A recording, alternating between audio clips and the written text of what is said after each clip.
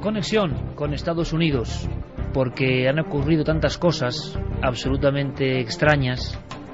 Se habla de control mental, se habla de sueños lúcidos, o sea, términos que tienen mucho que ver con los enigmas, pero relacionados con un acto criminal, un acto convulsionante en Estados Unidos en las últimas fechas.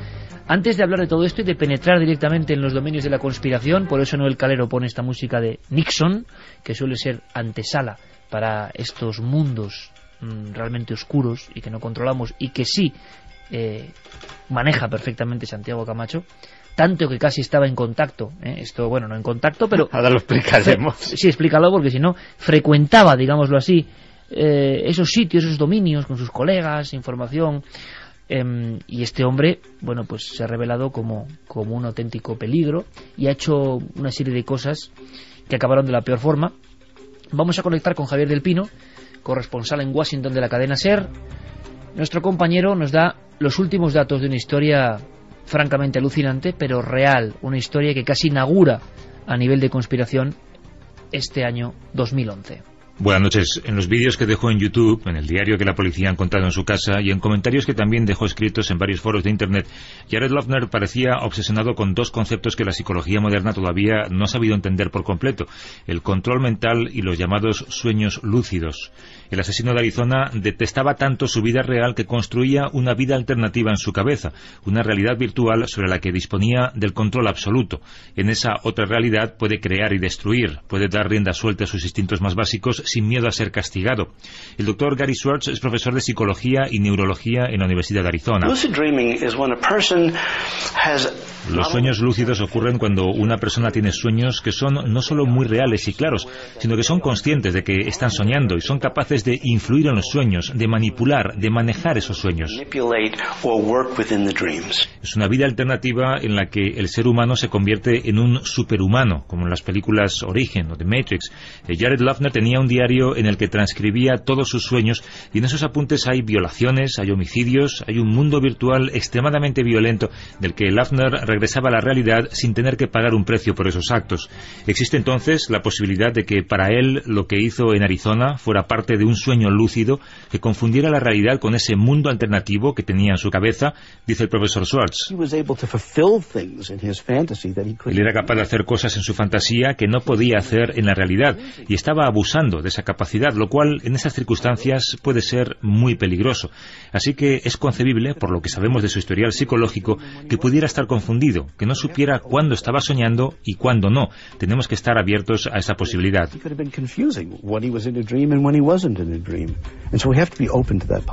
Su abogada defensora se va a aferrar a ese argumento. Se sabe por lo que dejó escrito y por lo que contaba a sus amigos que sus sueños para él eran más reales que su propia realidad. Eso explica también su comportamiento después de ser detenido y esa sonrisa extraña que muestra en la foto oficial de la policía. Loughner parece creer que todavía tiene el control mental de lo que está ocurriendo y que podría cambiarlo si quisiera.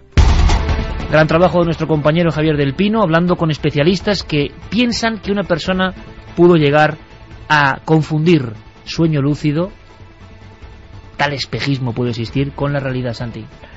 Pues no lo sé, pero desde luego en lo que estamos completamente de acuerdo es que esta persona estaba obsesionado con varias cosas: las teorías de conspiración, todo el concepto de control mental y efectivamente esos sueños lúcidos de los que parece ser que llevaba un diario, que se habían convertido en su segunda naturaleza.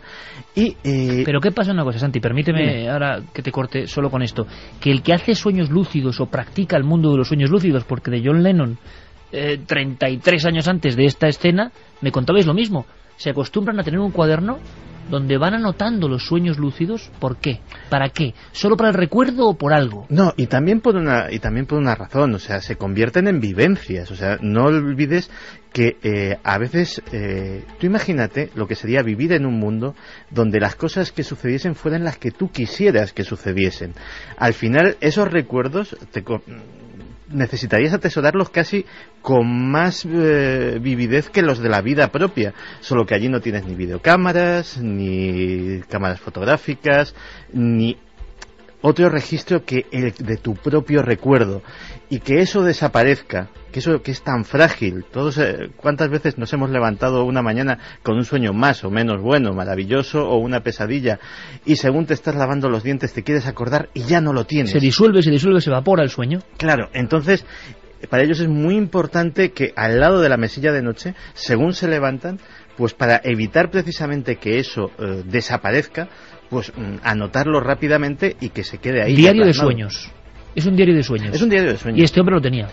Lo tenía. Además, conviene tener un diario de sueños cuando practicas el sueño lúcido, porque el sueño lúcido es una técnica, y como tal técnica se puede...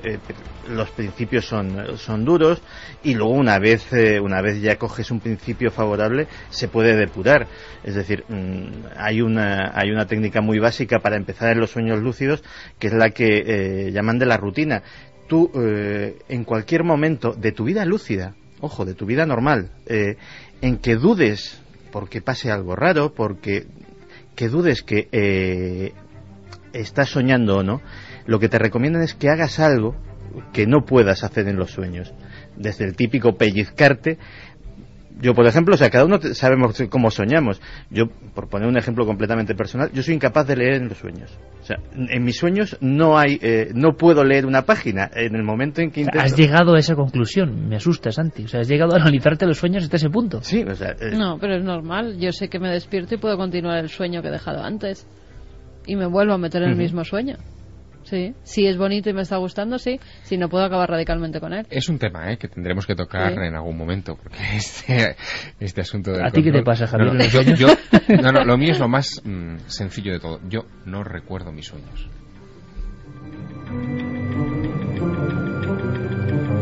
Que eso da bastante miedo también, ¿eh? Una pantalla negra. No los recuerdo, yo abro los ojos por la mañana y no recuerdo lo que he soñado. Lavado del cerebro. Salvo en muy rarísimas ocasiones, por lo tanto yo no puedo llevar un diario de sueños.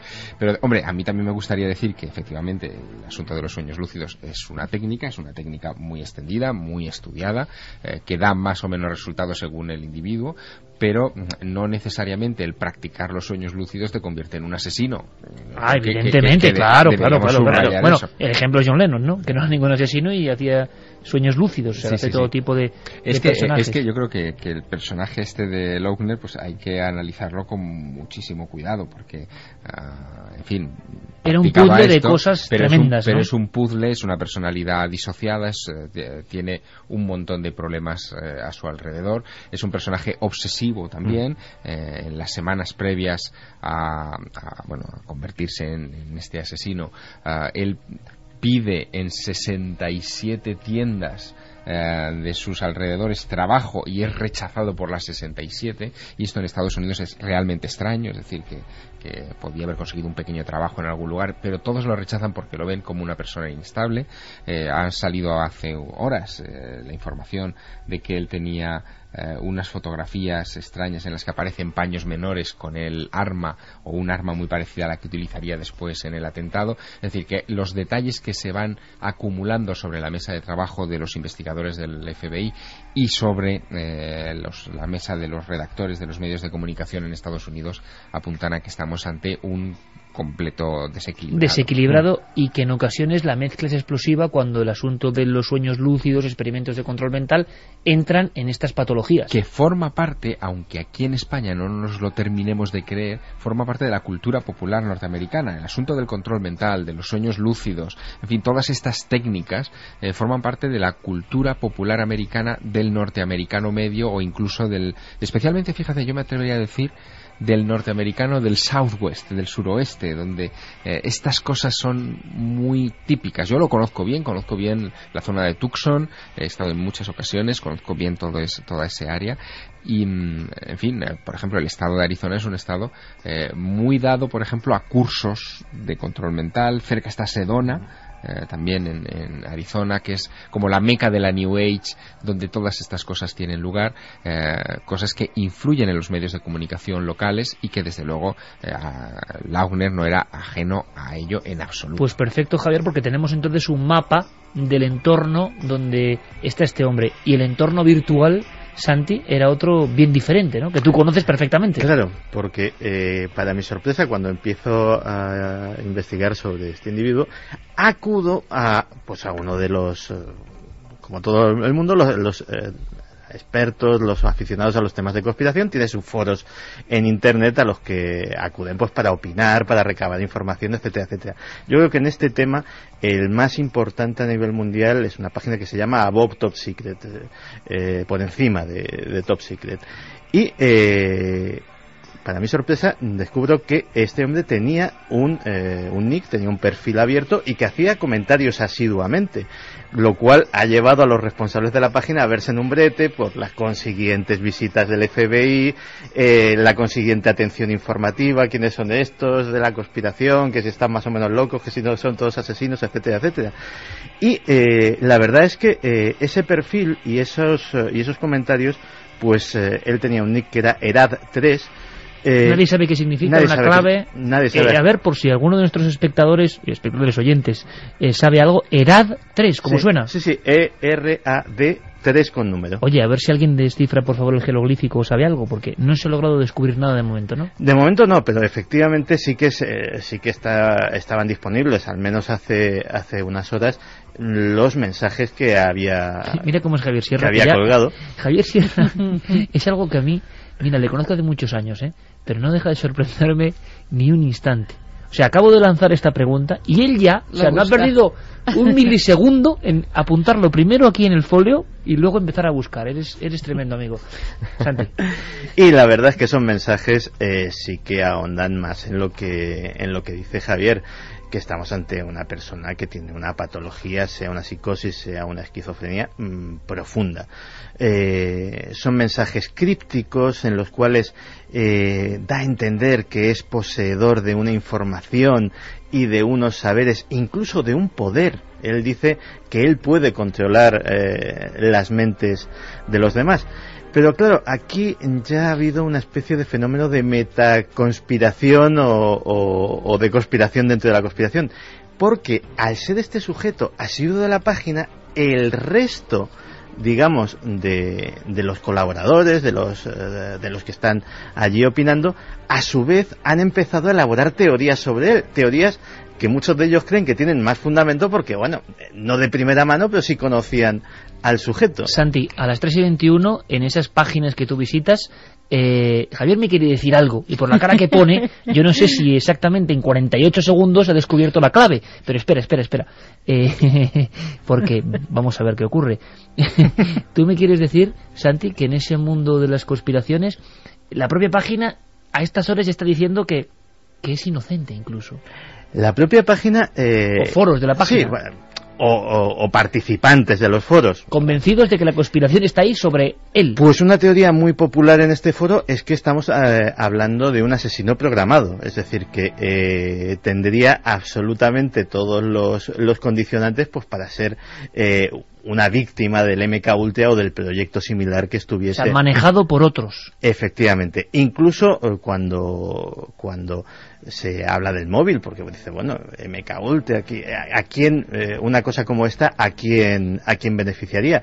Pues ya hay quien sugiere que, bueno, que Sarah Palin iba absolutamente catapultada a la carrera de las primarias por el Partido Republicano, que Sarah Palin ha sido la acusada indirectamente de haber, con su vehemencia y con su discurso político más o menos violento, de haber de alguna forma inspirado a este perturbado, y la verdad es que la carrera política de Sarah Palin se ha llevado un batacazo del que los expertos afirman que va a ser difícil que se recupere, al menos para las primarias de las próximas elecciones. Santi, ¿cómo era la clave de este hombre? Edad 3. El grueso de los oyentes de Milenio 3 ha dicho algo antes de que Javier Sierra, que me ha levantado así los pulgares, nos diga algo que quizás sea la clave y quizás sea un nuevo misterio que de momento, que yo sepa, nadie ha desvelado ni descubierto. No, todavía no. Nada, nadie sabe nada, ¿no? De momento. Dale tiempo. Javier. Técnica de Leonardo da Vinci. Invierte el término. Daret. Es dare. Dare es una palabra en inglés que significa temerario. Este personaje, Laogan, es un personaje que lee desde libros como Mein Kampf, Mi lucha, de Adolf Hitler, hasta cómics muy famosos. Probablemente conozca un personaje que es muy popular en los Estados Unidos, que es Daredevil. Daredevil, que es el superhéroe ciego. Sí, que es el hombre sin miedo, y por las características del personaje, por lo temerario que es en sí, es muy probable que la clave esté ahí. Pues amigo, aunque sea un nick, un nombre que él empleaba seguro por algo y no tenga nada que ver, o sí, yo me quito el sombrero porque me parece alucinante lo tuyo. Dare 3. ¿Ahora el 3? Habrá que seguir investigando.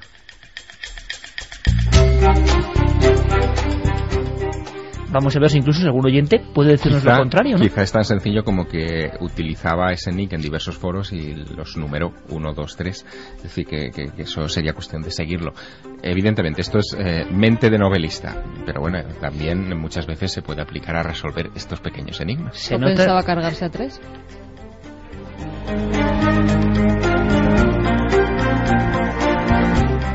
De todas formas, se ve que Javier se ha empapado, en esa especie de baklava, ¿no?, literario que es su próxima novela maravillosa, y se han metido en todo tipo de códigos, encriptamientos, desciframientos, porque si no, normal no se puede hacer eso, Javier. Claro, uno viene con esa gimnasia hecha y bueno, a estas horas de la madrugada pues se activan ciertas regiones cerebrales que probablemente en otras épocas están dormidas, ¿no?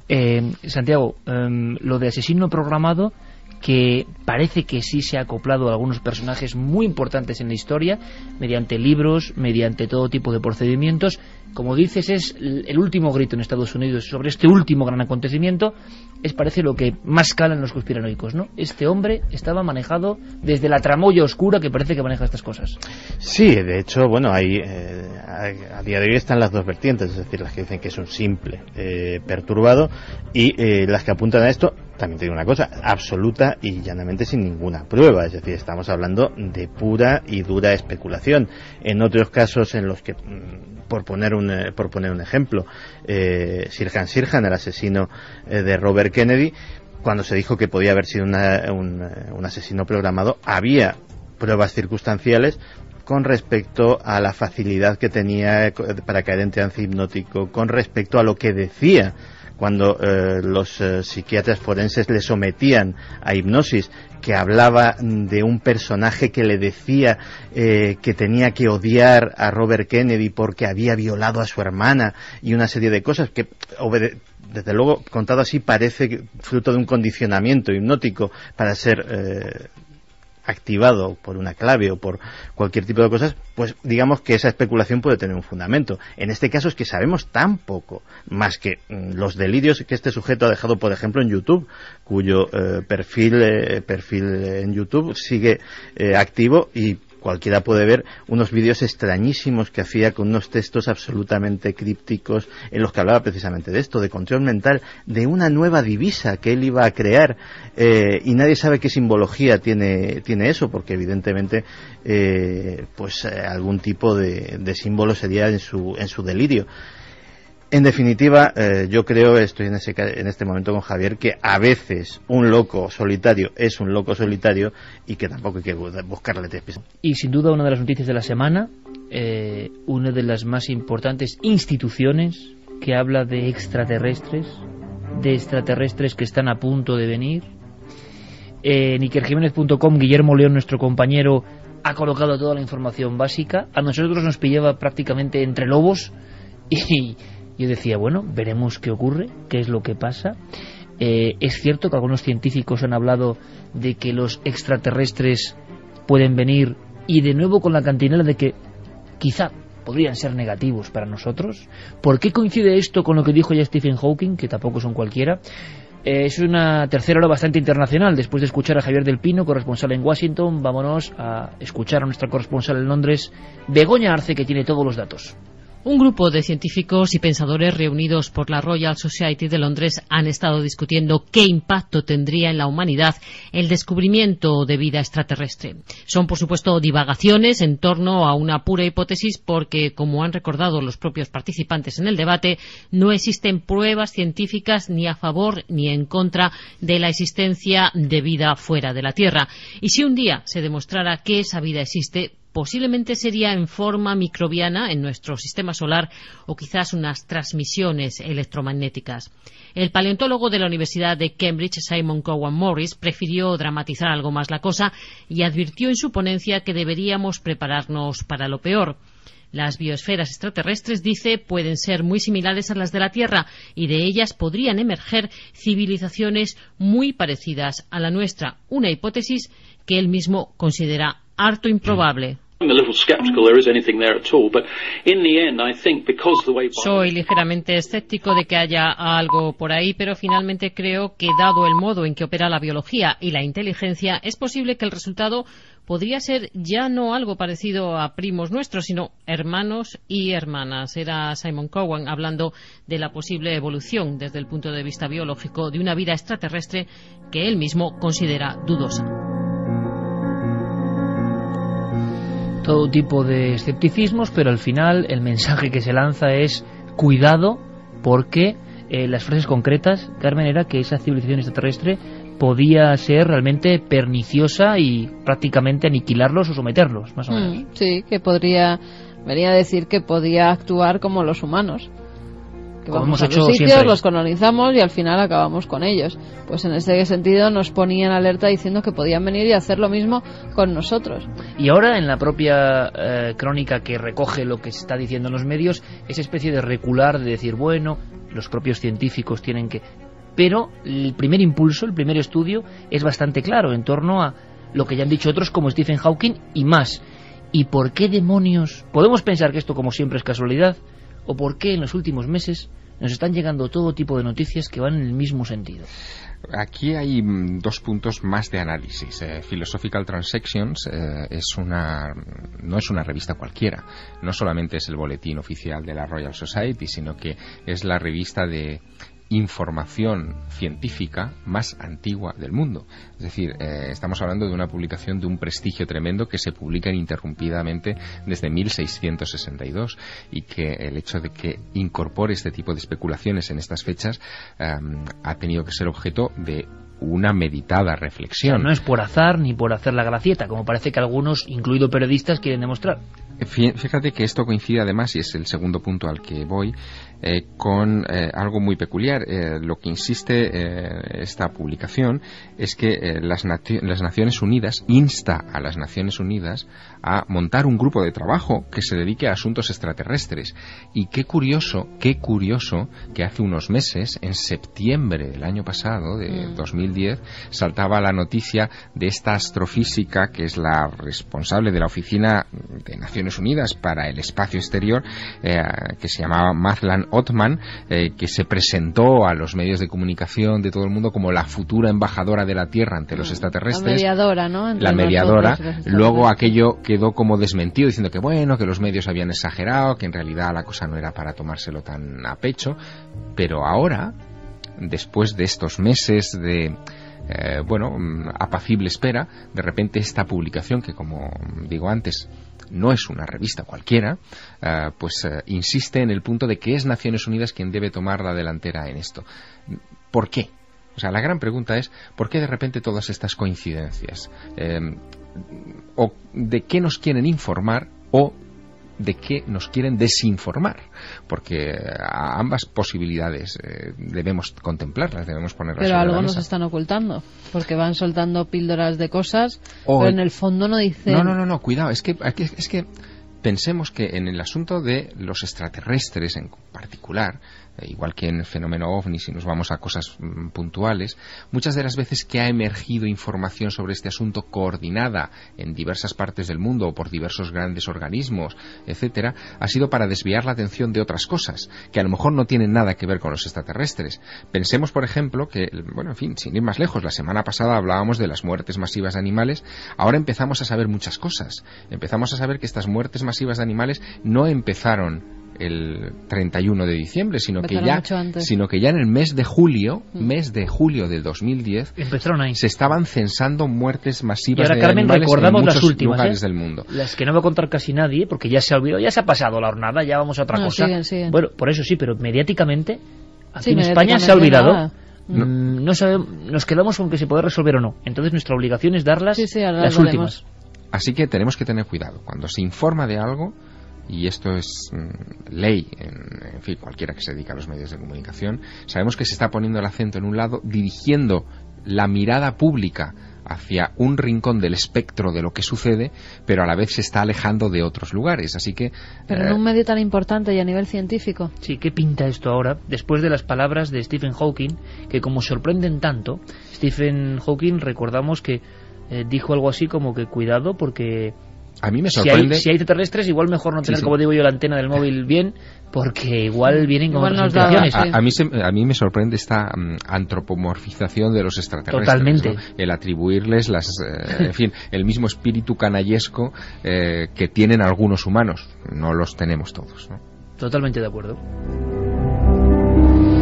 Por cierto, Wikileaks, que es otra de las palabras ya asociadas completamente a nuestro programa, nosotros prometimos seguir con la lupa.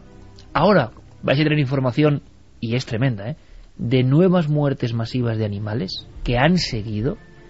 Y nos hemos quedado en España, que esto hay que decirlo, con la noticia de resuelto el misterio de los pájaros. No decían nada, no decían absolutamente nada, y luego hemos hablado con muchos expertos que tienen diferentes teorías, pero de momento el resuelto, que se quede ahí, el link y en internet, resuelto, por si hay alguna duda y que nadie pregunte más. Sí, el bálsamo, tranquilizar. Pero ha seguido habiendo acontecimientos que no parecen fáciles de entender. Y Wikileaks esta semana, Santiago es nuestro analista de ese mundo en ebullición, parece que nos trae algo que tiene que ver con la libertad, con sospechas sobre la libertad y con quizá poner el lazo incluso a ese último lugar, ¿no? A esa panacea que de momento es Internet para muchos. Pues sí, porque y fíjate que cuando surgió esta noticia te envié un mail, te acordarás que te dice, ya te lo dije. Y es que efectivamente a día de hoy el gobierno estadounidense ya está empezando a proponer, y diciéndolo claramente, a raíz del caso Wikileaks, no solamente que los funcionarios que tienen acceso a información privilegiada o información clasificada, haya un método de identificar quién accede a los terminales, lo cual dentro de un orden es absolutamente legítimo que pongamos por caso cada terminal oficial tenga un lector de huellas, lógicamente, sino que dado que, por ejemplo, y esto es una cosa muy curiosa, si tú eres un funcionario estadounidense y estás en tu casa y no tienes el rango de privilegio para ver la información de los cables diplomáticos de Wikileaks, si los ves desde tu casa a través de la página de Wikileaks, estás cometiendo un delito federal. Lo cual, por raro que pueda parecer, es completamente cierto. Pues bien, agarrándose a eso, se está empezando a decir que, bueno, que básicamente, dado que se puede cometer el mismo delito federal, no solamente divulgándolo, sino viéndolos determinadas personas, debería de empezarse a implementar un sistema que vaya más allá de la simple dirección IP, que es algo que puede cambiar a cada conexión dependiendo del tipo de proveedor que tengas, etcétera, etcétera, sino que haya una especie de carnet de identidad de Internet para que cada usuario tenga una especie de clave perfectamente trazable, que se puedan saber sus movimientos por la red, y que esto además sería muy beneficioso no solamente para el caso de los secretos de Estado, sino para delitos informáticos, fraudes, pornografía infantil, etcétera. Esto es un debate impresionante que podremos extender entre el público. ¿Estáis de acuerdo con que haya un DNI de Internet y un rastreo de cada una de las personas que estén en la red? Asunto delicado, ¿eh? Asunto delicado, y además hay otra alarma que yo creo que debemos encender en el cerebro de los oyentes de Milenio 3, y es el siguiente. Wikileaks, con toda esta información que está saliendo y que Santiago nos está sirviendo puntualmente cada semana, de alguna manera el gobierno de los Estados Unidos está legitimando a Wikileaks, porque está diciendo, oye, importancia. Wikileaks está suministrando información veraz, y nosotros queremos controlarla, porque cada lectura subterránea que se puede hacer de esta información es esa. Y aquí hay un peligro tremendo. ¿Y si Wikileaks empieza a suministrar información falsa? Pero si lo dijimos hace un mes. La vamos a dar como verdadera inmediatamente. Claro, ahora lo que diga Wikileaks con el marchamo de Wikileaks parece que ha alcanzado para millones de personas en el mundo, no sé, el anhelo de libertad, contracorriente, contracultura casi. Atención a y eso, cuidado, por favor. que puede empezar a utilizarse con otros fines. ¿Habrá manipuladores dentro de Wikileaks? ¿La conspiración dentro de la conspiración? 3:39, lo que sabemos seguro es que Santiago Camacho cada semana nos traerá la porción de Wikileaks que nos interesa. En este caso, cuidado, que parece que quieren poner el lazo. Por cierto, un último apunte, que parece que a lo mejor dentro de no demasiado tiempo podremos hablar con Julian Assange, porque va a venir a España. Está prevista su asistencia junto a Oliver Stone al Festival de Cine de Ronda. Bueno, pues atentos, que Santiago Camacho, cómo no, moverá sus hilos. ¿Cómo va la encuesta, por cierto, Carmen? Vamos a ver la encuesta. El debate de la semana: ¿qué provoca el lobo en ti? ¿Miedo o fascinación? Miedo, 16,5%. Fascinación, 83,5%. Nos encontramos ante el desnivel, yo creo, más amplio, si no me equivoco, de toda la historia de las encuestas de nuestro programa. Y, en fin, yo en este caso me alegro bastante del resultado. Pero ha habido muertes masivas de animales. Dábamos la voz de alarma con nuestro peculiar informativo la semana pasada, hilando la última semana. Un montón de acontecimientos. Ahora Javier Sierra nos cuenta que esto empezó antes, pero lo increíble es que esta semana, con silencio absoluto de los medios, sigue habiendo animales de todo tipo. Y cuando hemos hablado, ¿verdad, Javier?, con especialistas de la fauna, y hemos puesto datos que vosotros sabéis, Santi y tú, de personas implicadas en Arkansas, por ejemplo, de personas que habían denunciado la manipulación de ciertos venenos y gases, hasta los propios especialistas españoles se quedaban diciendo uy, entonces esto es otra historia. Bueno, pues ¿qué ha pasado esta semana? Pues mira, por ejemplo, el día 11 de enero en Chicago, miles de arenques aparecen muertos. Además se dan cuenta porque las aves empiezan a coger los peces, y hay muchas aves, y por eso se dan cuenta, sobre todo los pescadores. Empieza la voz de alarma y se dan cuenta de que hay miles y miles de arenques muertos. En Rumanía, en Constanta, el 12 de enero, un día más tarde, decenas de estorninos muertos después, dicen, de comer un tipo de uva. Lo que han dado como posible hipótesis de las muertes: una intoxicación etílica de los pájaros. O sea, pájaros borrachos. Bueno, en cricket, en América del Norte, millones de grillos. ¿Y por qué? Porque allí hay granjas. Hay granjas que se dedican a criar grillos para luego, pues, todos esos reptiles que tienen en diferentes casas, la gente que tiene serpientes, que tiene diferentes lagartos, les tiene que dar de comer. Pues muchos de esos grillos son criados en granjas, y también para zoológicos. Han aparecido millones de ellos muertos, Iker, y no saben por qué. Desde los años 40, desde 1940, existen esas granjas. Nunca había pasado, nunca habían tenido una mortandad así, y ahora de repente millones de grillos muertos. Y en California se han encontrado más de 100 aves en la autopista 101. Son pequeños pájaros con plumas marrones y negras, lo mismo que los anteriores. No tenían ningún impacto, no tenían ningún golpe. Se están haciendo las autopsias porque no saben todavía cuál es la causa de la muerte. O sea, desde los lagos de Chicago hasta algunos otros puntos de Estados Unidos y de otras regiones, siguen habiendo este tipo de acontecimientos que quizá ya tengan que ver con lo natural o no. Nunca lo sabremos, pero seguiremos atentos a estas matanzas, además de especies. Los especialistas lo decían, lo raro es que sea mar y aire, ¿no? Que contrasta y que no tiene mucho que ver, a no ser que haya agentes descontrolados que estén afectando primero, por ejemplo, al aire y luego al mar, o al revés, por evaporación, matando aves y primero envenenando a los peces. Vamos a hacer una cosa, vamos a saber qué pasó tal día como hoy. Son las 3:43, hora Capicúa, así que Carlos Largo, nuestro amigo, lo que va a hacer es decirnos, incluyendo a Milenio 3, qué pasó una noche, una madrugada de misterio como esta.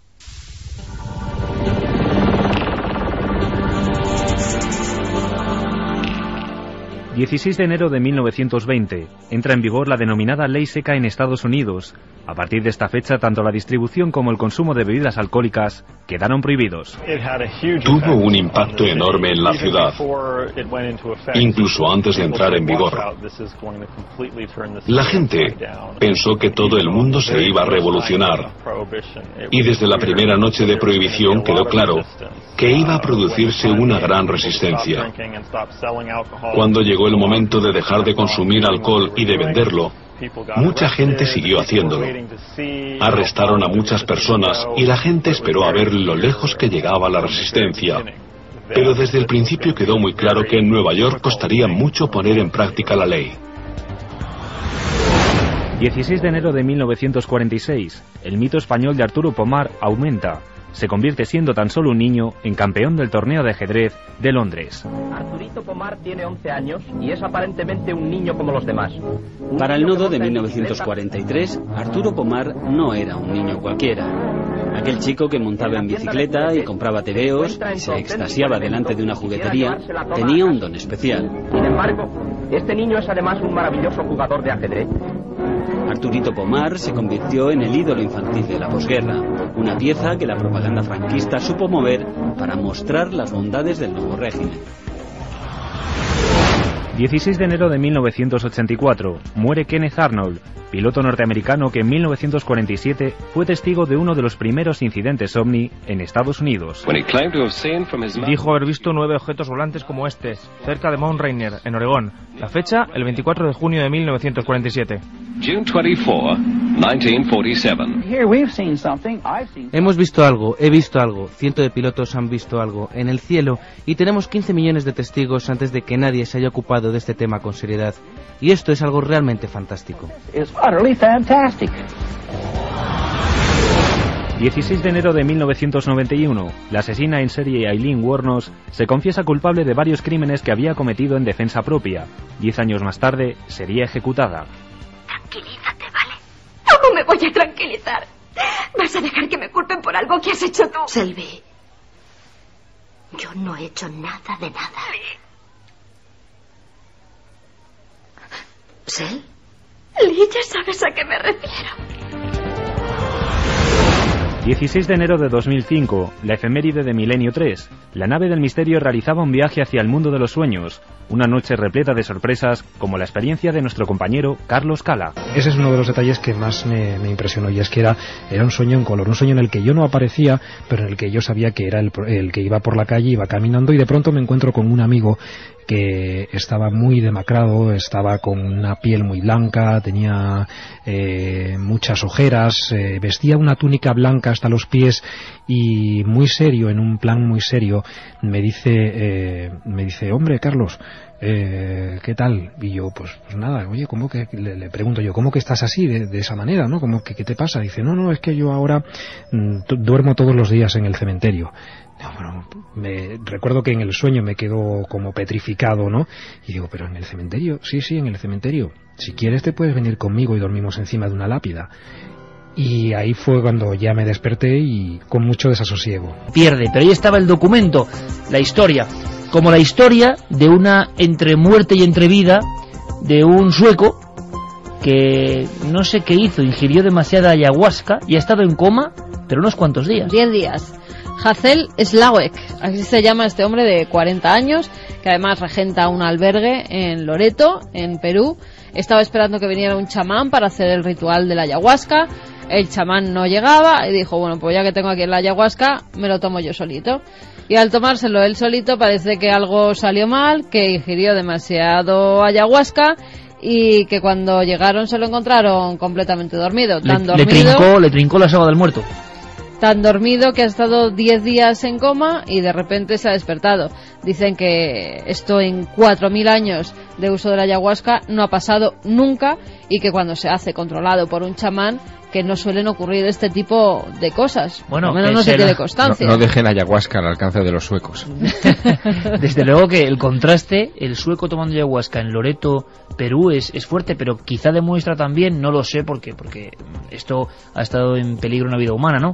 Pero también tiene algo como de, no voy a decir cómico, pero cuánta gente está acercándose al tema de la soga del muerto, de la ayahuasca, creyendo que es un cóctel donde uno ve lucecitas y si toma X sustancias pues ve cosas, quiere ir más allá, lo ancestral, y cuidado que es que esto lo manejaban los antiguos. Y cuántos chamanes, entre comillas, de saldo están actuando, llevando a grupos de extranjeros para tomas de ayahuasca, y algunos con resultados fatales. Bueno, Juanje Vallejo iba a decir eso, nos contaba que casi Juanje, lo llevan para adelante, un chamán. Con un chamán medio enloquecido que le dieron a Juanje demasiada ayahuasca y bueno, fue el peor vuelo de su vida. Y no solo ayahuasca, hay que considerar que hay otras sustancias de ese tipo, el peyote, el San Pedro, en fin, que hay que tener siempre bajo control y ingerir, si alguien decide ingerirlas, con un chamán cerca. Yo siempre recomiendo más un chamán cerca. Sí, pero a ver qué chamán, porque claro, cualquier chamán. Ya, evidentemente. Además dicen ahora que bueno, que el sueco a lo mejor puede que haya tomado también otras sustancias. Lo de mezclar es malo, ¿no? Dicen. Y que, pues sí, pero que no lo saben seguro. Por el momento el sueco no ha hablado, pero solo se ha despertado. Fijaos, es curioso. Nos contará a ver cómo fue. Mismo ni habla ya más. No lo sé. Mensajes, eso que has dicho, Santi, de que nos van a controlar a través de la red, ya ha causado la polémica. Ya estamos. Y casi todo el mundo está en contra. No, partidarios no creo que tenga muchos, ¿no? Oh, si no haces nada malo, ¿por qué no? También hay que pensar que si no haces nada malo, a mí me da igual. Bueno, en el fondo yo una IP pago es en eso, ¿no? iTunes, yo pago en las películas. Si no haces nada malo, no tienes de qué temer. Se acabarían los que insultan o calumnian impunemente en la red, por ejemplo. Porque lo que tampoco pues es muy lógico empezamos a poner es que uno falta hace, ¿no? Lo que tampoco es muy normal es que uno haga lo que le dé la gana y por lo menos no tenga un...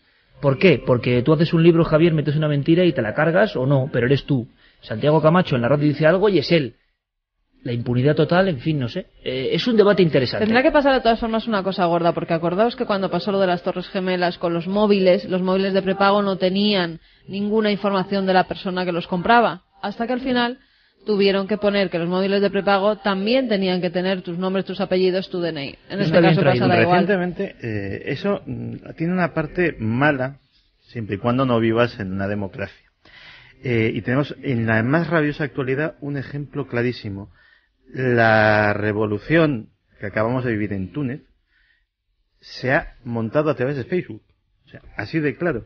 En un país donde los medios de comunicación convencionales, incluido el teléfono, estaban controladísimos por el dictador que llevaba 23 años en el poder, estas protestas se han organizado a través del anonimato absoluto que te da la red.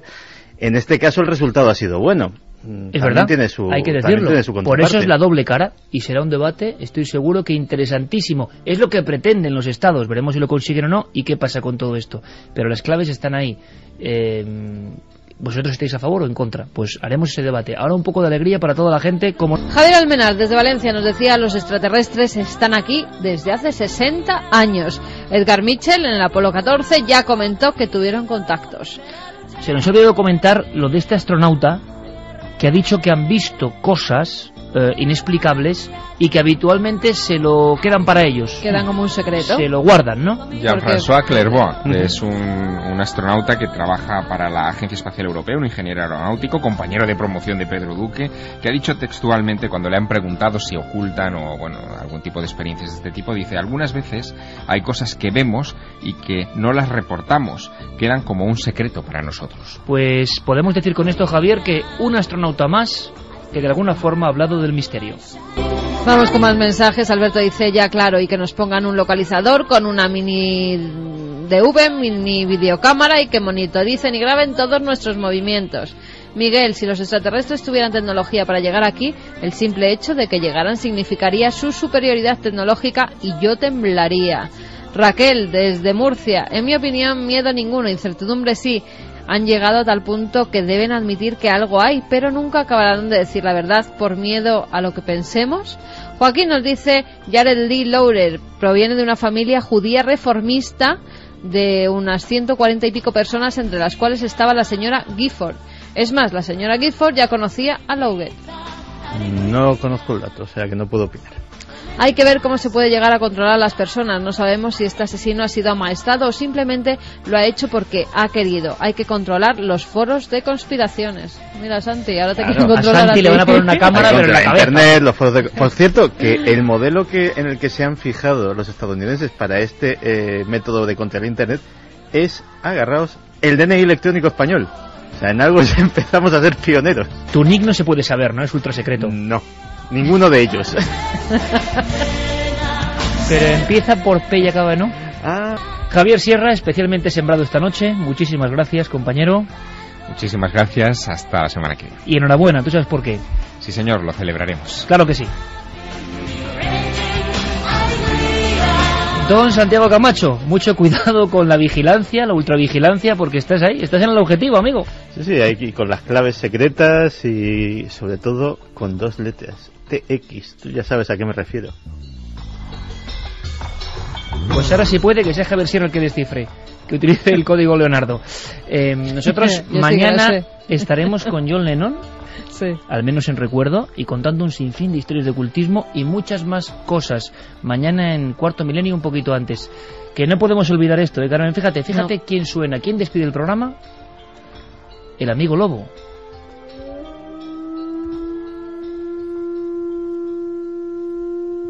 Como decía Félix, el gran maestro, que no se deje de escuchar el aullido del lobo, aunque a veces de miedo. Y él dijo siempre, yo le creo, que después de la muerte iba a reencarnarse el lobo que caminase en la soledad del páramo de Masa o en las llanuras blancas de Alaska. Estoy convencido de que lo consiguió. Hasta la próxima semana, amigos. 3 y 7 minutos, la mítica sintonía del programa La Clave, iniciado en 1976, en un momento político espinoso, en un instante de nuestro país en el cual no se podían tocar muchos temas y había más tabús todavía que ahora, que lo sigue habiendo. Y Balbín, que ampliaba la voz de Televisión Española cuando solo había 2 cadenas y las audiencias eran absolutamente millonarias y los temas se ponían al cabo de la calle. Terminábamos nuestra segunda hora haciendo alusión a un sinfín de temas e invitados. Esto es sorprendente. Invitados que se dan casi a conocer en estas intervenciones en La Clave, algunos buenos amigos de este programa, para hablar del otro Jesús, que me imagino hace tantos años, Diego, que era casi escandaloso hablar de apócrifos, por ejemplo, ¿no?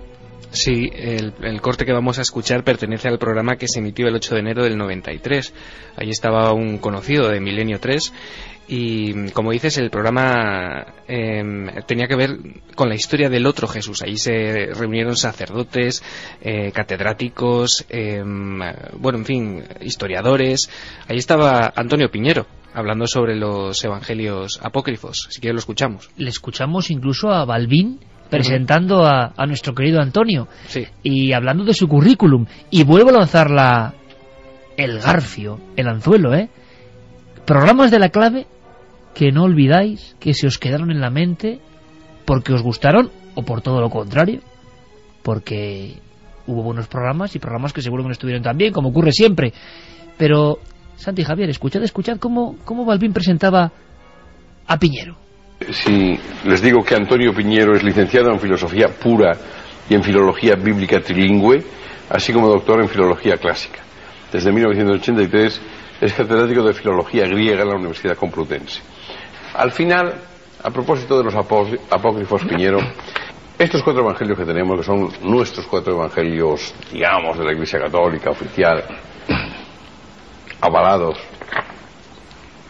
son los que tenían que ser. Podían haber sido no 4 sino 12, podrían haber quedado solo en 2, es decir, hay realmente unas razones contundentes por las cuales estos sean realmente los verdaderos, hayan sido como tal catalogados, homologados, mejor dicho.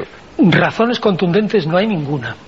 Contundentes no hay ninguna. Y la cosa está en que la historia de la creación, tanto de este cuerpo, de 4 escritos evangélicos sagrados, como de todo el Nuevo Testamento, es una oscuridad total. Antonio siendo, bueno, casi telegráfico y con la misma voz, es que no ha pasado el tiempo por su voz, oscuridad total. Yo, ahora claro, aquí al equipo están viniendo, acudiendo imágenes mentales, Santi y yo haciendo unos gestos, en ese bullir de palabras, estamos casi viendo, ¿verdad, Santi?, una humareda total. Era cuando en La Clave y en la televisión se podía hacer los programas y había tal neblina. Era brutal. Era brutal. No sé, imposible hoy en día. No, claro. Había caras de invitados que, claro, yo no sé si esto me lo he imaginado o no. Y si confundo el programa La Clave en ocasiones con debates efectuados en el programa de Fernando Jiménez del Oso, Más Allá. Pero recuerdo a un Juan García Tienza con un traje beige amarillo. Era en el de Fernando. Que claro, creo que casi no se le veía entre el humo. Es que en Más Allá, a mí, cuando lo hacían en una especie de mesa camilla redondita, hay una imagen que no puedo quitarme. Muy juntos. Con unos micros de corbata que eran enormes, parecían los micrófonos estos, y que los llevaban colgados además del cuello. Y con un cenicero lleno de colillas, pero vamos, con copete, o sea, una cosa bárbara. Eso sí, ahora, escuchando a José María Balbín... José Luis. Es que me estaba acordando de un antiguo amigo que tiene un nombre parecido. José Luis Balbín. Pues mira, tiene relación con esto que me acaba de suceder. Es muy grato que un gran profesional como Balbín tenga un síndrome que en la radio llamamos de la lengua gorda, que es el día que parece que te has comido un polvorón y no te sale absolutamente nada y te suceden cosas como como la que me acaba de suceder a mí ahora mismo. Pues en esta última intervención, José Luis Balbín tenía un caso de libro de ese síndrome. Bueno, tienes que tener en cuenta, Santi, que muchas veces también tenía la pipa. O sea, ¿verdad? Directamente con la pipa, es complicado. Es verdad. Que es que ahora nos parecen cosas... O sea, ¿cuánto hemos cambiado? Bueno... En fin, esto, yo no sé, es que tampoco sé si estoy hablando de leyenda urbana o no. No, pero lo del humo, Iker, es cierto. O sea, y además, si uno piensa en la escenografía que tenía ese programa, que era Balbín en el bien centro. Cerrado todo. Exactamente, y que luego solamente tenía unos tiros de cámara muy específicos. Evidentemente, si había 2 o 3 invitados que estaban fumando, aquello era como Londres en la peor noche de Jack el Destripador. Era terrible. Pero es que me estoy imaginando, bueno, ahora mismo, yo no sé hasta qué punto eso está, porque luego veo la tele y veo que siguen saliendo personas fumando, pero... También hay, no sé si está la prohibición ya de sacar a alguien fumando. No, que esto no se puede. No se puede. A no ser que sean en determinadas películas, series, pero normalmente... O sea, tú puedes sacar a uno metiéndose droga en la vena, puedes sacar una lapidación, puedes sacar... Una decapitación. Bueno, sí, por supuesto, torturas de animales, las que quieras, pero no puedes sacar a un tío fumando. Hay una que yo no fumo, pero vamos, nadie aquí... Pero es que yo... Me llamó mucho la atención... Eso tiene cierta relación, que es que en Ámsterdam, donde por cierto están ya empezando a recular un poco con lo de la ley del tabaco, con el efecto en la hostelería, salía una chica española que trabajaba en uno de estos célebres coffee shops, que es donde se puede fumar marihuana completamente legal. Y decía, claro, tú puedes fumar marihuana y no pasa absolutamente nada, y puedes echarme el humo a la cara si quieres, pero si sacas un cigarrillo te tengo que echar del local. Y a mí eso ya me parece una aplicación de la ley surrealista. Es como, hace poco no sé quién decía si Casablanca tenía... Claro, imagínate, Humphrey Bogart y... No, esas que ya estaban claro, grabadas, no pasa pero nada. Yo estoy viendo ahora imágenes con el cigarro tapado y es que es ya el absurdo total.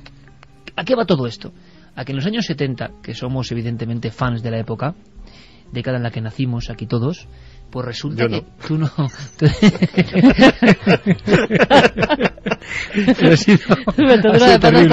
Ha sido terrible, Santi.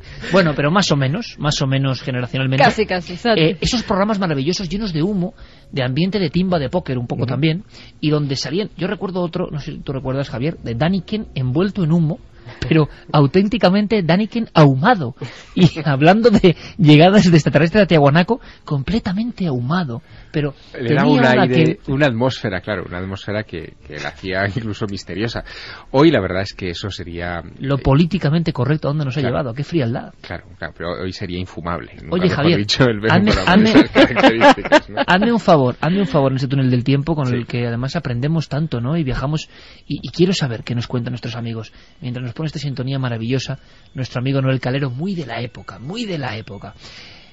El siguiente invitado no lo voy a presentar Diego, sino tú, porque le conociste y tuviste mucho trato con él, y representaba a los militares interesados en el fenómeno OVNI.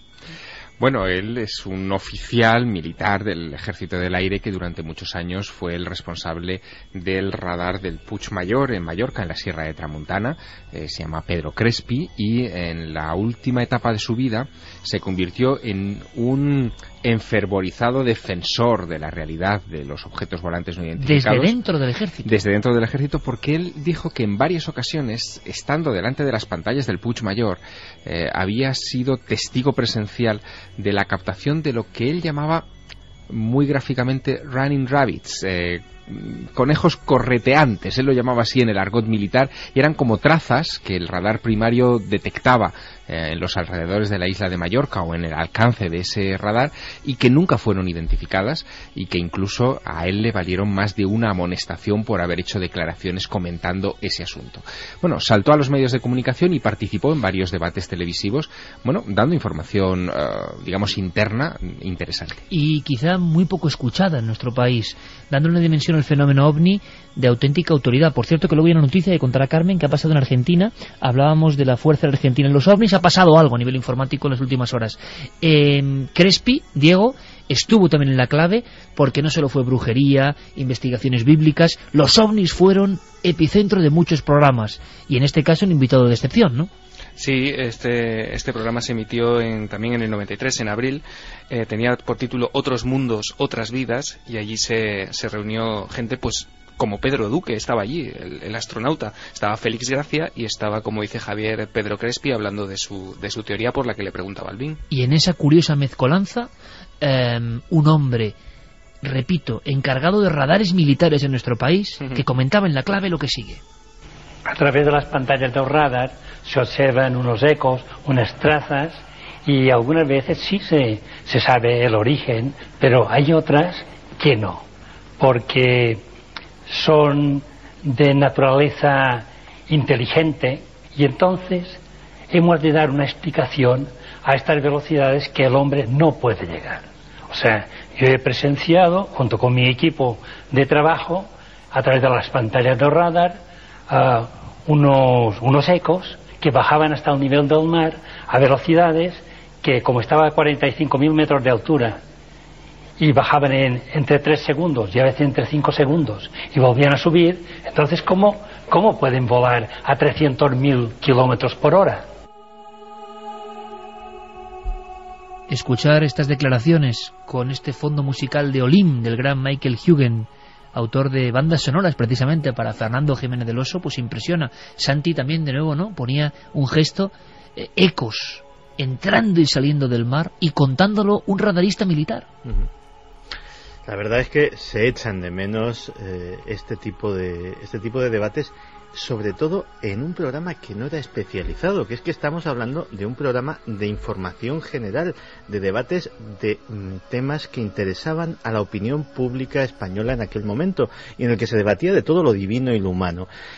Realmente yo creo que la clave, uno de sus grandísimos méritos, y tuvo muchos, y alguien debería de escribir un libro sobre el papel que tuvo, por ejemplo, la clave en la transición española, que no es pequeño. Debates sobre los partidos políticos antes de la existencia de partidos políticos. Efectivamente. Pues otro de los grandes méritos, por lo menos en lo que nos toca, es que yo creo que es de las pocas ocasiones en que nuestros temas, los temas que a nosotros nos gustan, que nos apasionan, han salido del gueto. Porque en el fondo, los programas que hacemos a día de hoy son programas especializados, de bueno, pues Iker y Santi, Javier, que le gustan las cosas raras y patatín y patatán. Es un gueto, de más o menos de oro, más o menos en prime time, pero lo es. Pero lo que hizo la clave es colocarlo fuera de ahí, y me parece un momento único en la historia de los medios de comunicación de este país. Completamente de acuerdo con Santi. Piensa que heredero quizá de la clave, pero especializado ya en nuestros temas, llegó unos años después un programa al que quizá deberíamos dedicarle con Diego un túnel del tiempo, que fue la tabla redonda de Francisco de Oleza. Pero yo lo recuerdo quizá demasiado denso en sus planteamientos. Sí, bueno, quizá lo que trataba es de hacer un programa de cierto nivel intelectual. En la 2, ¿no? Y en la época. Efectivamente, de cierto nivel intelectual, mezclando cuestiones de esoterismo con cuestiones más fenomenológicas en ocasiones, pero era ya un debate, como decía antes Santi, ya un debate especializado, constreñido, digamos, a una serie de temas donde el espectador ya sabía a lo que se enfrentaba. Con la clave no pasaba eso. Con la clave, si el tema de moda en ese momento eran los ovnis, pues se hablaba de ovnis, se proyectaba una película de ovnis, muy buena, y se traían testigos y expertos, como antes decíamos también, no importa de qué lugar. Yo recuerdo, por ejemplo, una de esas claves en las que se trajo a un policía de Nebraska que había tenido tenido un encuentro con humanoides realmente sensacional. Era Herb Schremer, un señor, un policía de Ashland, Nebraska, que tuvo, fue llevado al... Los reticulianos. Exacto, fue llevado al interior de un objeto. Él lo contaba con toda naturalidad y describía un tipo de aspecto... Unos dibujos que daban mucho miedo. Exacto, un tipo de aspecto humanoide con una antena que le salía de una oreja y un símbolo de serpiente tatuado en el pecho, como en un emblema dentro del pecho, que provocó la incredulidad de, en fin, todos los asistentes, pero allí estaba el policía contándolo. Exacto, pero que provocó la estupefacción, porque estamos hablando de los... yo creo que fue aquello en el año 81, 82, yo lo recuerdo vagamente, pero la sensación de un policía, la autoridad, y encima un policía norteamericano, de los que salen en las películas, ¿no? De Ashland, Nebraska, un patrullero, un patrolman, ¿no? Contando esta historia, nos dejó a todos los españoles de aquel tiempo estupefactos. Pues seguimos con testigos y aparece alguien fundamental, junto a Benítez, estoy seguro, el que más túneles del tiempo ha protagonizado, y lo que le queda, claro. Ahí estaba el señor Biosca, allí estaba Antonio José Alés, hablando de aeronaves en la antigüedad y argumentándolo pues como él sabía, ¿no, Diego? Exactamente, también es un programa de la segunda etapa, se emitió en septiembre del 90 y era un programa realmente de estos que habría que enmarcar, porque ahí se reunió...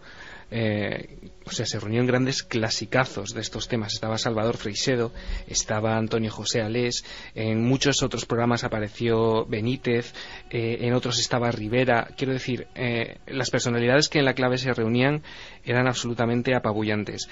Vamos a escuchar este cortes que, por cierto, Iker, y tengo que decirlo, hay que agradecer a Ángel Arroyo, que es quien nos los ha facilitado casi la mayoría de ellos, uno de los archiveros de FDM, y que son puras joyas. Aquí Alex vuelve a insistir en una de sus grandes tesis, en las que mantuvo casi hasta el final de su vida, en que todos estos misterios al final nos llevan al más profundo de todos ellos, que no deja de ser el hombre. Alex, una vez más, en el túnel del tiempo. Por ejemplo, Salvador, que conoce perfectamente las Sagradas Escrituras, no sé si para él siguen siendo sagradas, las conoce perfectamente, y hemos hablado muchas veces de ello. Vemos como no solamente en la Biblia, no solamente en los apócrifos, en el Popol Vuh, en el Mahabharata, en todas las escrituras de las grandes culturas, encontramos referencia a naves, a guerras aéreas, que después han sido perfectamente aprovechados por autores oportunistas o inteligentes. Pero es un gran mito. Todo lo que viene de arriba viene o bien a ayudarnos o viene a atacarnos. Bueno, realmente el mito del ataque sería desde abajo, el infierno abajo, el cielo arriba. Pero se repiten los grandes mitos, Salvador, y se repiten porque tal vez el mundo lo necesita. Pues de ahí mi insistencia en que el fenómeno existe, es un fenómeno real. La sociedad lo demanda. Clásico entre los clásicos, Antonio José Alés y el túnel del tiempo como contenedor de voces que ya no existen. ¿Cómo que no existen? Si siguen saliendo al aire y vosotros les escucháis. ¿Cómo que no existen y su mensaje sigue propagándose?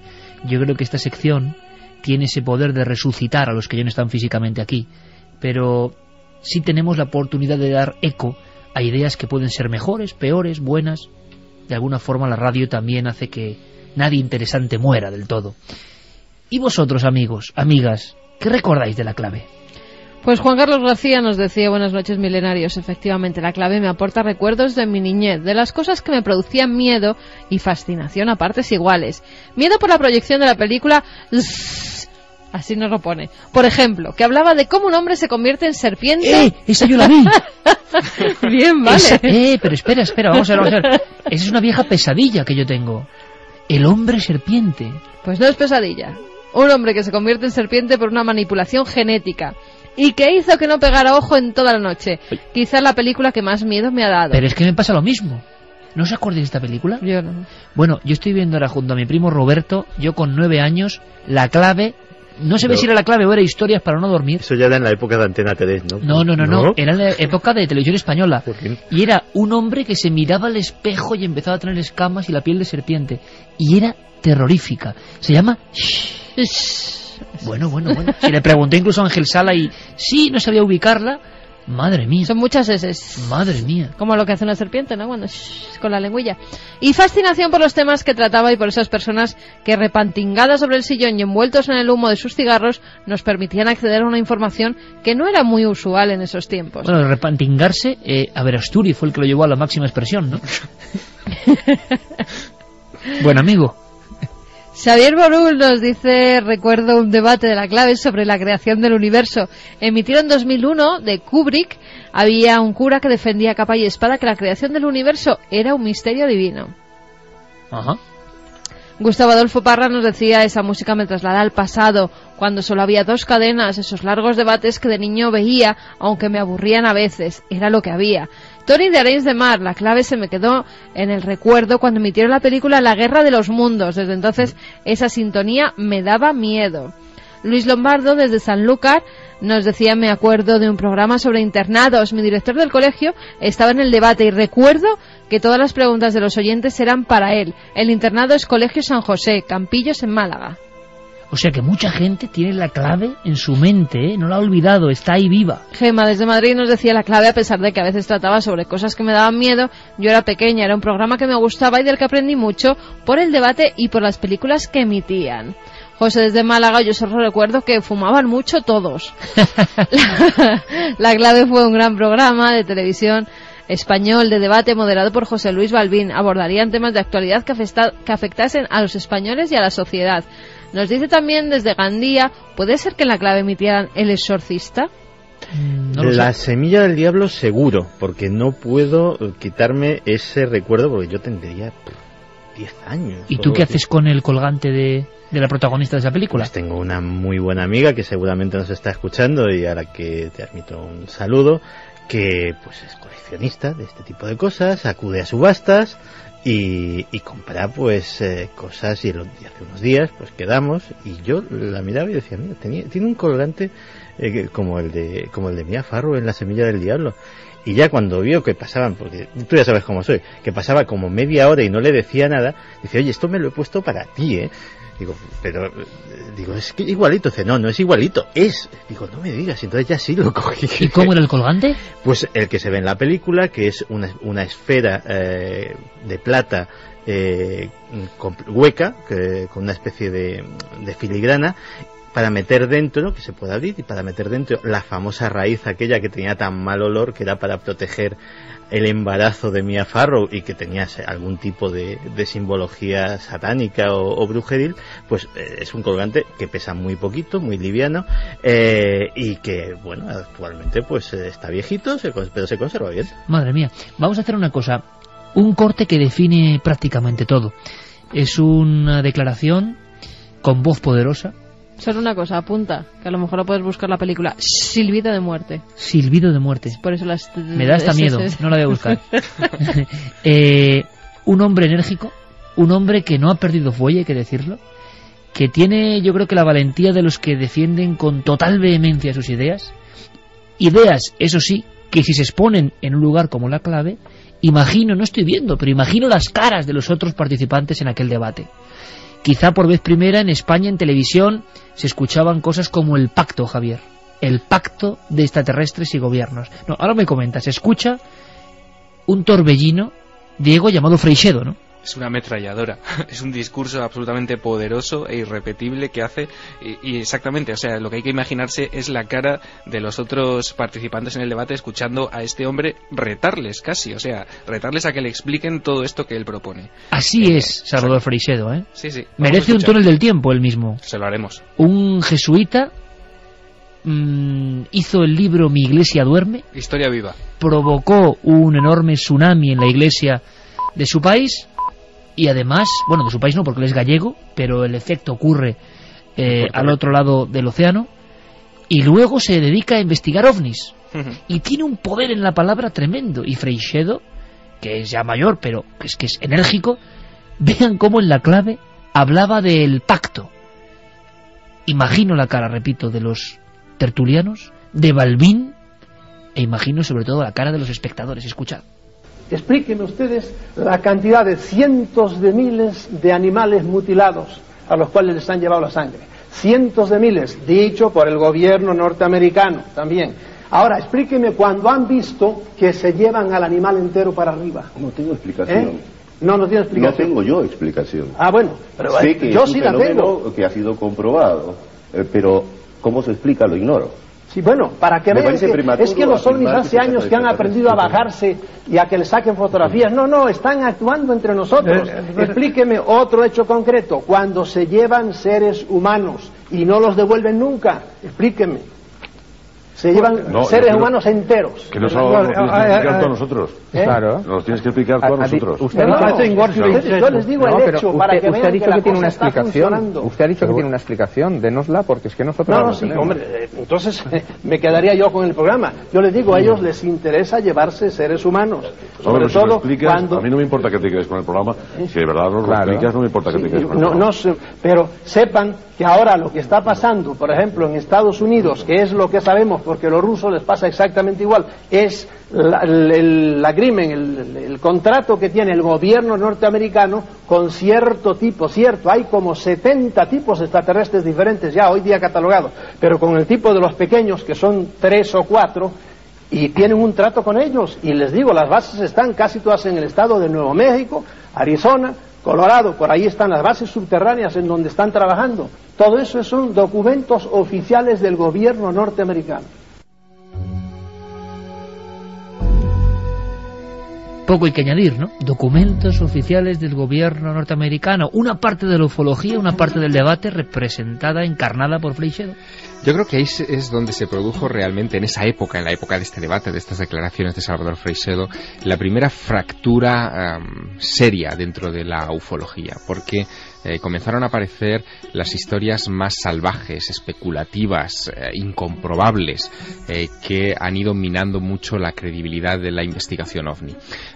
Freixedo se refería sobre todo a un documento del que él publicó un artículo muy polémico en aquellos días, en el número 1 de la revista Más Allá, que era sobre el informe Matrix, una compilación desordenada, caótica, pero muy fascinante en su conjunto, de recortes de prensa, documentos, la mayoría de ellos censurados en un 75 o un 80%, interpretaciones más o menos forzadas de declaraciones de testigos, pilotos, etcétera, que venían a decir que el gobierno de los Estados Unidos en los años 40, a raíz del incidente de Roswell, había establecido un pacto con una civilización extraterrestre, de tal manera que ante la inferioridad tecnológica de los norteamericanos, ellos obtenían, digamos, apoyo de esa tecnología venida de otro mundo para conseguir la supremacía mundial, a cambio de permitir que, por ejemplo, se llevaran impunemente a ciudadanos de los Estados Unidos para alimentar a esos extraterrestres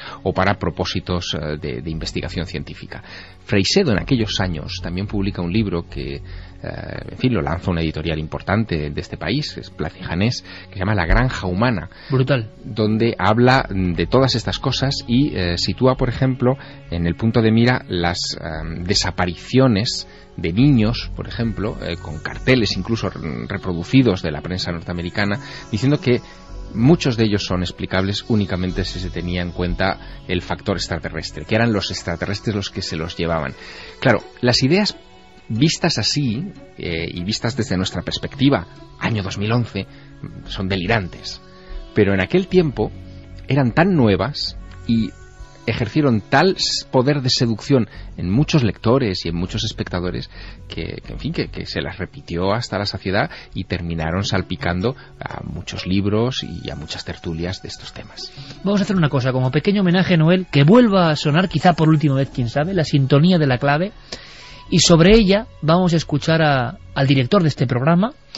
Hay una anécdota muy bonita, ¿no? Él sigue diciendo que prácticamente 35 años después de que La Clave echase a andar, todavía por la calle le siguen parando y le preguntan: José Luis, ¿y cuándo vuelve La Clave otra vez? También la fuerza de la tele, ¿no? De la tele de un tiempo.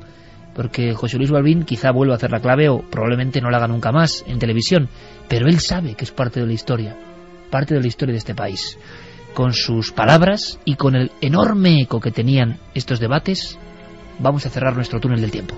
Pero bueno, había manifestaciones en Prado del Rey fuera, a favor o en contra, por las discusiones que había. Realmente sí, fue un momento que yo tengo que agradecer bueno, en este caso a Radio Televisión Española, que fue la que la puso en marcha, y a los, sobre todo a los directivos que entonces se atrevieron a poner en antena este programa que yo proponía, ¿no? Que nadie se asuste, porque yo recuerdo que a mí mismo hoy me sorprende, llegó a tener 16 millones de espectadores. De inmediato, al escuchar la palabra de Balbín, 16 millones de espectadores, aquí todos han hecho un gesto. La fuerza de la tele de un tiempo y todo un país viendo un debate. Yo creo que ha sido un bonito homenaje, Diego.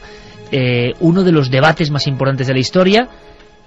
Se demuestra que el túnel del tiempo no distingue. También se ocupará, como no, de la televisión, que es otro medio de comunicación, ¿no?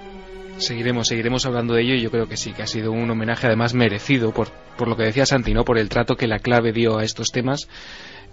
Bueno, para hacerse todavía idea del eco que tiene, en 2007, hace apenas 3 años, un poco más de 3 años, se hizo una encuesta entre académicos de televisión en España, y la clave apareció entre los 10 mejores programas de la televisión en España. Coste en acta. Diego Marañón, hasta el próximo túnel, amigo. Nos vemos, Iker, un placer. 4 menos 20. Nos vamos a poner un poco conspiranoicos. Entramos en el informe Wikileaks. Ya lo sabéis, toda esa información que se está liberando de alguna forma, polémica también, cuidado ya con Wikileaks, pero se están dando claves interesantes, curiosas, que tienen que ver con nuestros temas. Todo ese contenido lo desbroza nuestro compañero Santiago Camacho, y casi en titulares nos da claves importantes, claves semanales del mundo de Wikileaks.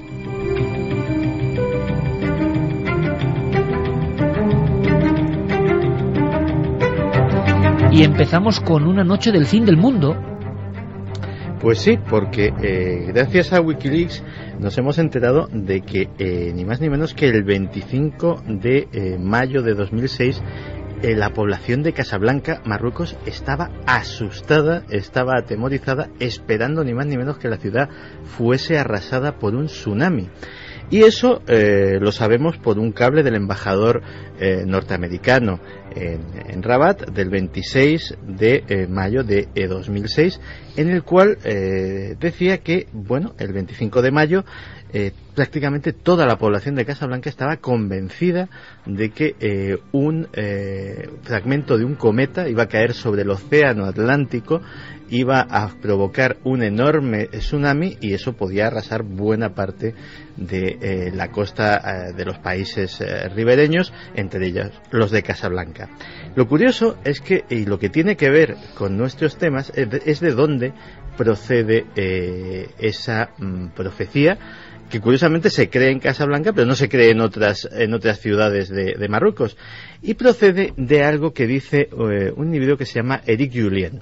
Eric Julien es un antiguo controlador aéreo militar, piloto, persona muy vinculada al mundo de la aeronáutica, que en un momento dado se hace ufólogo, y que no solamente eso, sino que declara que ha sido abducido en varias ocasiones. Lo tiene todo, Julien. Sí, y de ahí pasa directamente a profeta. Tú fíjate hasta qué punto la cosa tiene trascendencia, que en Casablanca ese día se cierran colegios, se manda a los niños a casa.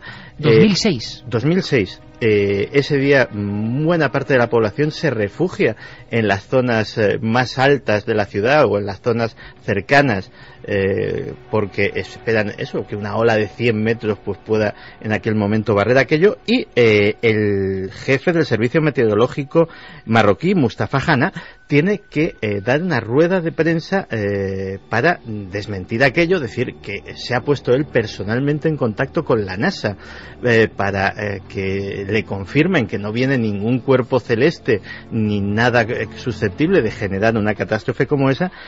Y bueno, pues hasta ese punto llegan las cosas. Curiosamente, Julien estaba muy vinculado a una cosa que es el Exopolitical Journal, que era un órgano... Era un amigo tuyo, pero vamos, de cajón, ¿no? Efectivamente, era un órgano es un órgano no oficial, digamos, del movimiento de la exopolítica. A raíz del artículo que se llama 25 de mayo, el día del destino, se genera una importante controversia dentro del tema exopolítico y este hombre se desvincula o lo echan, que ya para que te echen del tema exopolítico tiene que ser fuerte las cosas que dices. Y pues todo esto hemos incidido en ello gracias a esa revelación de Wikileaks. Wikileaks habla de un hombre que era militar en un principio, luego ufólogo, luego abducido y luego profeta, que se llama Eric Julien. Sí, francés. Y bueno... Esto dice poco a favor de Wikileaks. Claro, pero viene una información que no conocía casi nadie. El miedo al fin del mundo en el 2006 en Casablanca. Por cierto, Eric Julien tiene un libro se llama La ciencia de los extraterrestres. No lo he leído, pero prometo esta semana echarle un vistazo porque tiene que ser impagable. Por cierto, que también, dicho sea de paso, es la primera vez que veo al embajador responsable de un cable de Wikileaks pues emplear bastante sentido del humor y bastante sentido de la ironía, entre otras cosas porque todo esto lo escribe el día 26, es decir, ya pasada la fecha fatídica del tsunami. Lo decía Javier Sierra, cuidado con lo que trae Wikileaks, que trae de todo, catástrofes, Eric Julien, pero también hay una cosa que como se cumpla va a hacer temblar a muchos. Esta misma semana se hablaba de desvelar el secreto de las cuentas suizas, el secreto mejor guardado de Europa y del mundo, yo creo.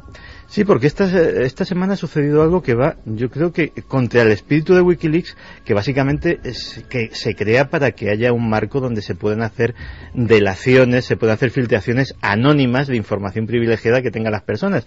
Pues el señor Rudolf Fellmer se ha entrevistado con Julian Assange, ha habido prensa, fotógrafos, entrega de CDs en público, y este hombre es un banquero suizo arrepentido. Es banquero suizo arrepentido, ese es su título.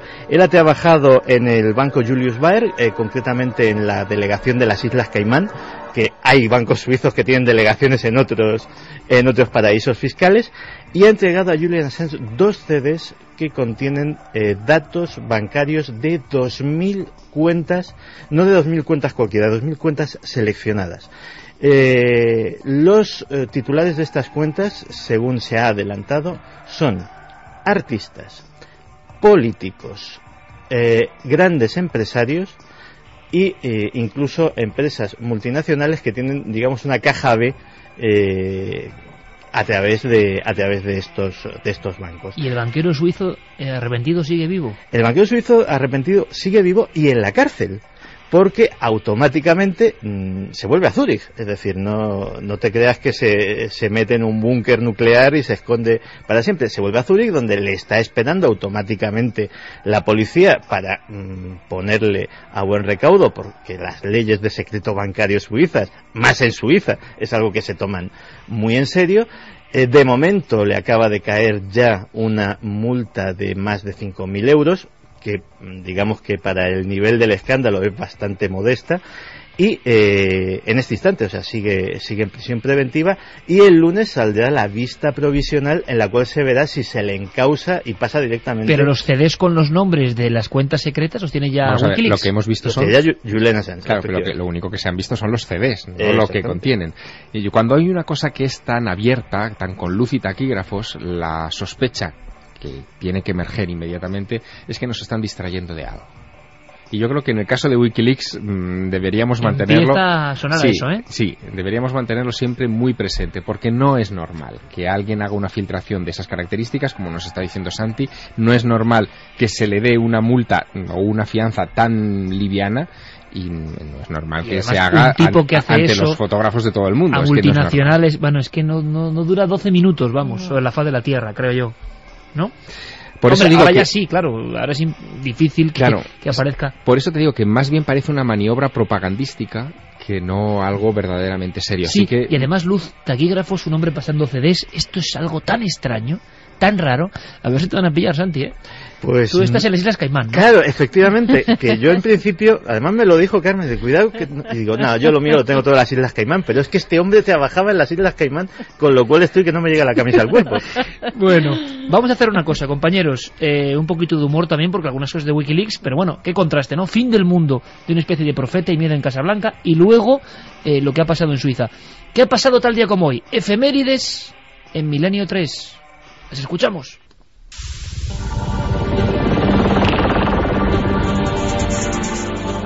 ...23 de enero de 1847... muere el dramaturgo español José Zorrilla... autor de obras como Don Juan Tenorio... y fuente de extraños sucesos ocurridos principalmente... en su casa natal de Valladolid. Dando una vuelta por la casa, viendo las necesidades que había... pues oí un gran ruido... bastante impactante... y bueno, tardé unos segundos en reaccionar... porque claro, esto está a oscuras en invierno... eran las 7:30 de la mañana... y cuando volví a la estancia vi que este espejo que tenemos aquí a mi derecha pues estaba hecho 1000 pedazos en marco y todo en el suelo. De hecho está restaurado recientemente. 23 de enero de 1941, Nazca se convierte en provincia, un enigmático lugar con algunos de los más misteriosos dibujos sobre la Tierra. Un catálogo o imágenes de algo que para ellos suponía una expresión en otro plano de la realidad, una expresión que estaba más allá de la percepción habitual. ¿Y ese mundo que reflejaban qué sería? ¿El mundo de los muertos, el chamanismo, los viajes? Yo creo que es el mundo del espacio, el mundo del cielo. Para mí las líneas de Nazca son un mapa ilustrado del firmamento nocturno. 23 de enero de 1960, el batiscafo Trieste desciende por primera vez por la fosa de las Marianas, una complicada misión que tenía como objetivo el estudio de este profundo y oscuro abismo oceánico. En 1953, el científico suizo Auguste Piccard diseñó el Trieste, un vehículo pionero que podía soportar esas increíbles presiones.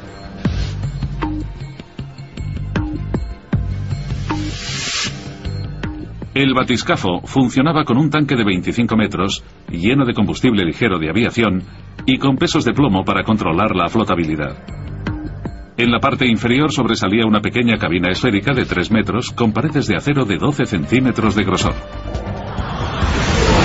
23 de enero de 1989, muere Salvador Dalí, autor de obras como La persistencia de la memoria y uno de los grandes representantes del surrealismo. Estamos en la misma persona, pero con un avance tremendo ideológico. En aquel momento mi pintura se calificaba de surrealista. Hoy, ¡eureka!, he encontrado mi pintura. Esa pintura se llama hiperrealismo metafísico, que son los cuadros que estoy haciendo para dar al Museo Dalí en Figueras. 23 de enero de 2009, la efeméride de Milenio 3. La nave del misterio viajaba a Italia y navegaba por los canales de Venecia de la mano de un guía de excepción, Eric Fratini. Una de ellas es la de un cantante de ópera muy famoso que decide venir desde Florencia hasta Venecia en coche, ¿no? Hay muy pocos kilómetros, hay unos 130 kilómetros, para comprar la Cadario, para hacerse cargo de la Cadario y de la restauración, porque él quería restaurarla, ¿no?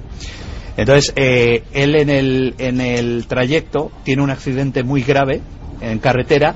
Le dicen en el hospital, cuando se está recuperando con su mujer en el accidente de coche, le dicen que claro, que es porque ¿ibas a comprar la Cadario? Es que ese palacio está maldito, y él nunca llega a comprar definitivamente la casa.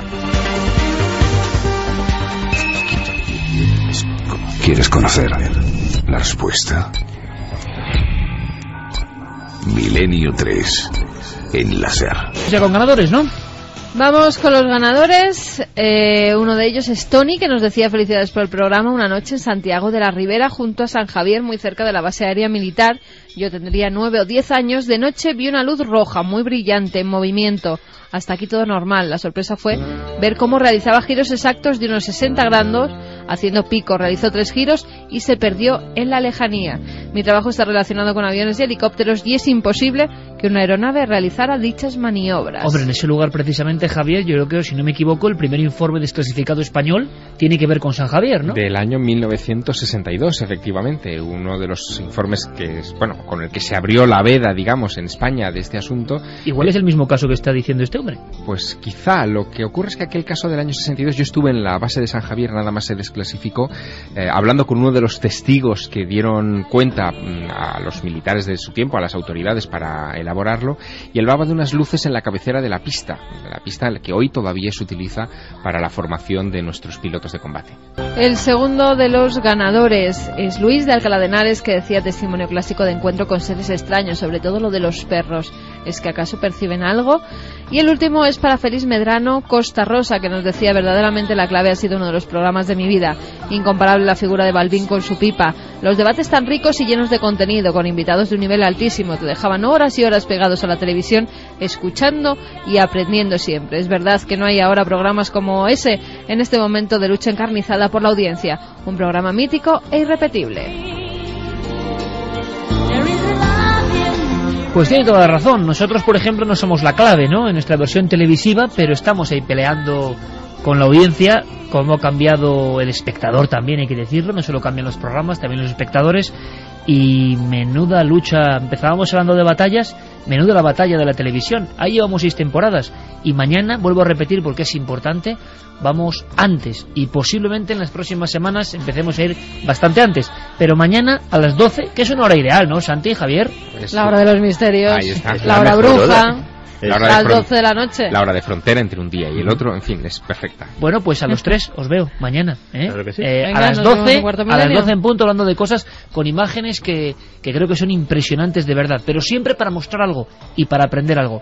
Santiago Camacho, como siempre, un honor, compañero. Hasta la próxima semana. Hasta la semana que viene. Don Javier Sierra, Santiago le persigue, ¿eh? No Santiago Camacho, sino Santiago de Compostela. También. He estado esta tarde allí, maravillosa ciudad, maravilloso día, no llovía, en fin, todo despejado.